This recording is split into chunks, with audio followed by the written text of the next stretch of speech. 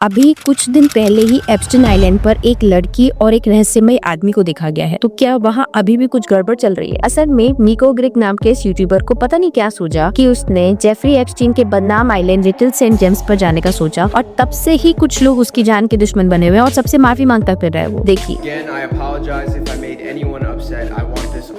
पर वो वहाँ गया क्यों और उसने क्या देखा, आओ बताती हूँ। वैसे जेफरी एप्स्टाइन की मौत के बाद उसका आइलैंड लिटिल सेंट जेम्स बेच दिया गया था, जिसे 2023 में एक अमेरिकन अरबपति बिजनेसमैन स्टीफन डेकॉफ ने खरीदा। उसने ये आइलैंड लगभग $60 मिलियन में खरीदा और अब वो उसे एक लग्जरी एडल्ट्स ओनली रिजॉर्ट बनाने की योजना बना रहा है। तो हो सकता है कि वहाँ उसका कुछ काम चल रहा हो, पर एप्स्टाइन आइलैंड दुनिया की सबसे प्रतिबंधित जगहों में से एक है। फिर भी इस यूट्यूबर ने अपनी जान को दांव पर लगाकर वहाँ जाने की कोशिश की। उसने सबसे पहले ड्रोन से आइलैंड को देखा, लेकिन सिग्नल ब्लॉकर्स ने ड्रोन और जेट स्की को रोक दिया और फिर जेट स्की किराए पर लेकर वो सीधे आइलैंड की तरफ बढ़ा। जैसे ही वो करीब पहुंचा, सिक्योरिटी गार्ड सतर्क हो गए और कोस्ट गार्ड को बुला लिया और उसकी फोटोज क्लिक किए जाने लगी, जिसकी वजह से उसे वापस मुड़ना पड़ा।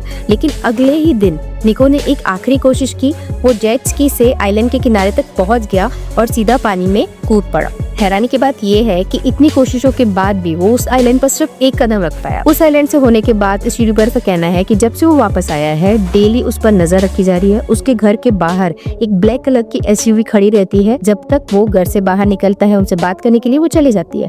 उसकी जान को खतरा है, ये ऐसे अपडेट्स दे रहा है। इस ब्लैक एसयूवी वाली बात में कितनी सच्चाई है ये तो वो निको ग्रेग ही जाने, बट एप्स्टाइन आइलैंड है बड़ा भयानक।